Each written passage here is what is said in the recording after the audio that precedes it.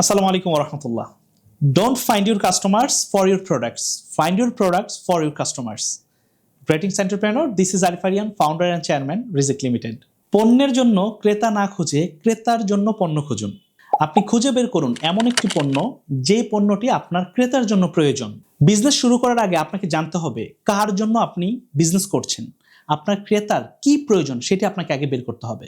আপনাকে জানতে হবে আপনার ক্রেতার প্রয়োজনগুলো আপনি কিভাবে পূরণ করবেন। একটি ব্যবসায়ের সাফল্যের মেরুদণ্ড হিসেবে কাজ করে সঠিক নিশ সিলেকশন।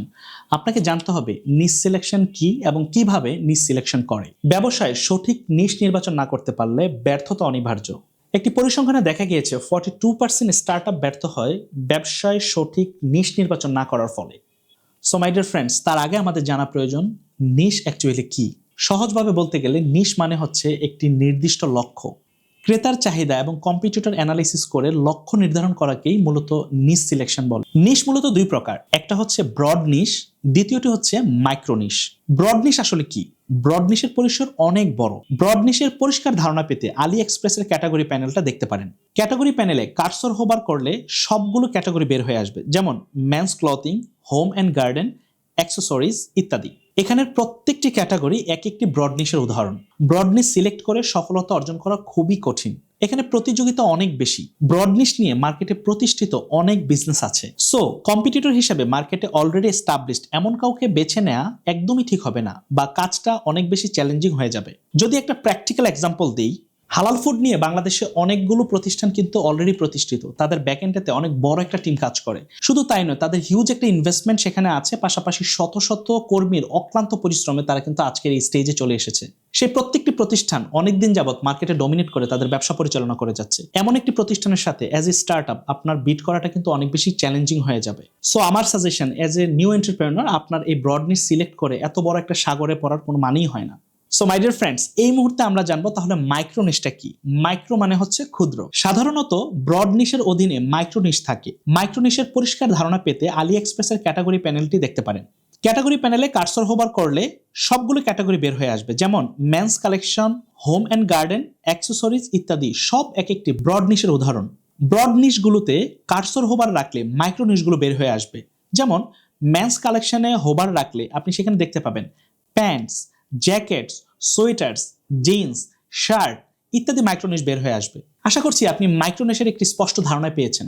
আসুন এবার আমরা জানবো মাইক্রোনিশের মধ্যেও আরো কিভাবে মাইক্রোনিশ সিলেক্ট করা যায়। যেমন আপনি যদি জ্যাকেট সেকশনে যান তাহলে দেখতে পারবেন লেদার জ্যাকেটস, সেখানে দেখতে পাবেন ক্লথিং জ্যাকেটস, আরো বিভিন্ন ক্যাটাগরি কিন্তু জ্যাকেটস রয়েছে। সেটি হচ্ছে আরো মাইক্রোনিশ। তবে নিশ সিলেকশন আগে নিজেকে আগে যে প্রশ্নগুলো অবশ্যই করবেন, চলুন সেই প্রশ্নগুলো দেখে নেই। কোন বিষয়ে আমার দক্ষতা আছে? কোন বিষয়ে আমার প্যাশন আছে? মানুষের কোন প্রবলেমটা আমি সমাধান করতে পারবো?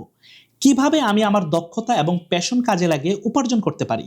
আমার দক্ষতা এবং প্যাশন নিয়ে ইতোমধ্যে কেউ কাজ করছে কিনা? এই প্রশ্নগুলো যদি আপনি পেয়ে যান তাহলে আপনি আপনার নিশ সিলেকশনটা একদম ক্লিয়ার হতে পারবেন এবং এটার ফিউচারটা কি সেটাও কিন্তু আপনি বুঝতে পারবেন।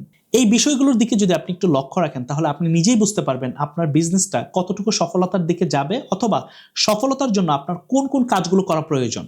ভিডিওর এই অংশ পর্যন্ত হয়তো আপনি নিশের ধারণা পেয়েছেন, বাট আপনার নিশ সিলেকশনটা আরো কিভাবে ট্রান্সপারেন্টলি করতে পারেন সেই বিষয়ে আমি আপনাকে একটু হেল্প করি। আপনি কিছু মাধ্যম অ্যাপ্লাই করে নিশ সিলেকশনে আরো স্পষ্ট ধারণা পেতে পারেন, যেমন Daraz, AliExpress, Alibaba, Amazon, Flipkart, Facebook, YouTube, Fiverr থেকে আপনি আপনার নিশের ধারণা পেতে পারেন। আচ্ছা, আমাদের নিশ সিলেকশন তো হয়ে গেল, তাহলে এখন আমাদের কাজ কি? এখন আমাদের কাজ আমাদের নিশ নিয়ে কোন কোন কম্পিটিটর কাজ করছে তাদেরকে খুঁজে বের করা। সো বাজারে এই নিশের চাহিদাটা কেমন, যারা কাজ করছে তারা এখন কোন স্টেজে আছে, এই বিষয়গুলো যদি আপনি অ্যানালিসিস করতে পারেন, আমি আপনাকে সিওরিটি দিয়ে বলছি আপনার নিশ সিলেকশনটি একেবারে পারফেক্ট হবে। এবার হয়তো আপনার প্রশ্ন আসতে পারে, এত কিছু আপনি কেন করবেন? সফলতা অর্জনের জন্য আপনার অনেক কিছুই করতে হবে। আপনি যে নিশ নিয়েই কাজ করেন না কেন, আপনার কম্পিটিটর থাকবেই। আপনার সিলেক্টেড নিশ নিয়েই ইতোমধ্যে তারা হয়তো ভালো সেল জেনারেট করছে। তাদেরকে বিট করার জন্য আপনাকে অলওয়েজ তাদেরকে ফলো করতে হবে। আপনার ক্রেতাকে আপনি তাদের যে বেটার কিছু দিচ্ছেন এটা ডেফিনেটলি আপনাকে এনশিওর করতে হবে। এখন আপনার প্রশ্ন, আপনার প্রতিযোগী বা আপনার কম্পিটিটরকে আপনি কিভাবে বের করবেন, রাইট? উত্তরটি একেবারেই সহজ। আপনি জাস্ট ফেসবুকে সার্চ দিন, আপনি কোন প্রোডাক্টটি নিজ সিলেকশন করেছেন সেই প্রোডাক্টের নাম দিয়ে আপনি সার্চ দিন, দেখবেন আপনার এখানে অনেকগুলো ক্যাটাগরিতে তাদের পেজগুলো শো করবে ইনশাআল্লাহ। তারা কি ধরনের কন্টেন্ট বানাচ্ছে, কতদিন ধরে অ্যাড চালাচ্ছে, সেই সব অ্যাডস থেকে কেমন রেসপন্স পাচ্ছে, ইভেন কাদেরকে টার্গেট করে অ্যাডস চালাচ্ছে, কি কি ইন্টারেস্ট দিয়েছে, এবং কম্পিটিটরকে বিট করে সফলতা অর্জন করার জন্য, ভালো সেল জেনারেট করার জন্য অবশ্যই সবকিছু জেনে বুঝে বিজনেসে নামতে হবে। আর তা না হলে আপনি লিখে রাখুন, আমি বলে দিচ্ছি, আপনার বিজনেসে ফল ডাউন করার সম্ভাবনা অনেক অনেক অনেক গুণ বেশি। সো মাই ডিয়ার ফ্রেন্ডস, বিজনেসে সফলতা অর্জন করার জন্য আপনাকে অবশ্যই স্ট্র্যাটেজিক্যাল এবং ক্যালকুলেটিভ হতে হবে। 2025 সালে এসে অন্ধকারে ঢিল মারা টাইপের বিজনেস করে সফলতা অর্জন করা কোনোভাবেই সম্ভব নয়।